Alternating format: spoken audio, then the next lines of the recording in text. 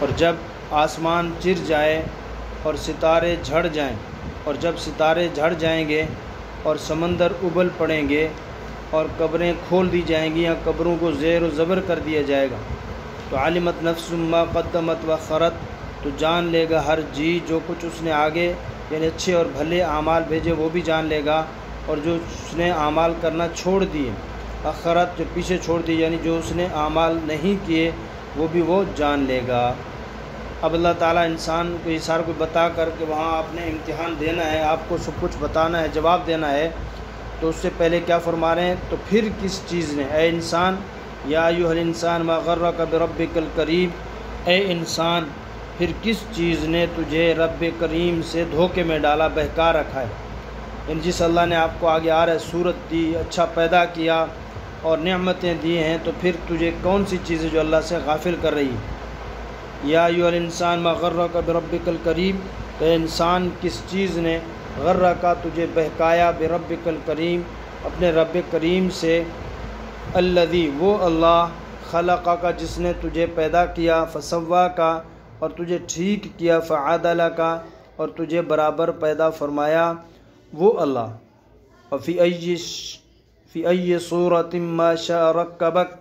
جس چیز میں اللہ تعالیٰ نے چاہا تجھے جوڑ دیا، مرکب کر دیا یعنی بنا دیا۔ اگر ناک آنکھوں کے اوپر پیشانی پہ لگی ہوتی تو پتہ نہیں کیسی ہو شکل ہوتی، یا آنکھیں جو ہے پچھلی طرف ہوتی تو اس کی کیسے دیکھتا، کیسے ہوتی، اور جو ہے کان کہیں اور ہوتے تو انسان پورا کا پورا جسم پتہ نہیں کیسے استعمال کرتا۔ اللہ تعالیٰ نے ایک ایسی صورت بنائی ہے کہ کھاتے وقت کوئی چیز آپ کھاتے ہیں تو سب سے پہلے ہاتھوں میں پکڑتے ہیں، گرم ہے، نرم ہے، کیسی ہے، پھر آپ منہ کے قریب جب لے جاتے ہیں تو ناک پہلے ہے تو کہتے ہیں اس سے بدبو محسوس ہوتی ہے تاکہ کوئی خراب تو نہیں ہے۔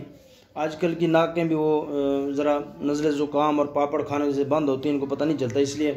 ٹھنڈی چیزیں پاپڑ شاپڑ نہ کھایا کرو تاکہ ناک بند نہ ہو، تو اس سے آدمی محسوس کر لیتا ہے۔ پھر زبان ہے، کڑوی ہے، زہریلی ہے، نمکین ہے، میٹھی ہے، اس زبان کے مسام ہے وہ بتا دیتے ہیں۔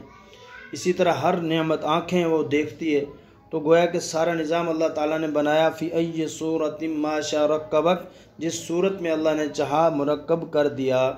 بنا دیا، جوڑ دیا۔ کلا ہرگز نہیں، بل تکذبون بالدین، بلکہ تم جھٹلاتے ہو دین کو یعنی قیامت کے دن کو، بالدین اس سے بظاہر انصاف کا ہونا یعنی قیامت کا دن، اس سے بظاہر ہے کہ اس کو جھٹلاتے ہو تم۔ وَإِنَّ عَلَيْكُمْ لَحَافِظِينَ، اور بے شک تم پر نگہبان مقرر ہے، کہ تم دنیا میں جھٹلا بھی لو، کچھ بھی کرو، تمہارے اوپر نگہبان موجود ہے۔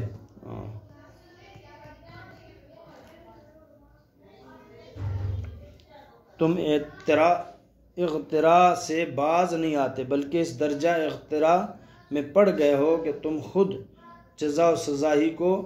جس سے یہ غرور اور فریب دفع ہو سکتا ہے، جھٹلاتے ہو۔ یعنی قیامت کا دن ہے، اس انسان کو جب ذہن میں آتا ہے کہ قیامت کا دن حساب دینا ہے اور اللہ کے سامنے کھڑا ہونا ہے، نیکیوں کا بدلہ اللہ سے لینا ہے اور برائیوں کا بدلہ جہنم ہے، تو یہ چیزیں جب ساری ذہن میں ہیں تو پھر انسان کیا کرتا ہے؟ یہ سے تو ہونا یہ چاہیے تھا، انسان اپنی زندگی سدھارتا، سنوارتا، لیکن انہوں نے کیا نقصان کیا کہ وہ اس کے باوجود اللہ نے اس دن کو جھٹلا دیا، جس کی وجہ سے انسان میں خوف پیدا ہو اور انسان گناہوں سے بچ جائے، اللہ تعالیٰ کا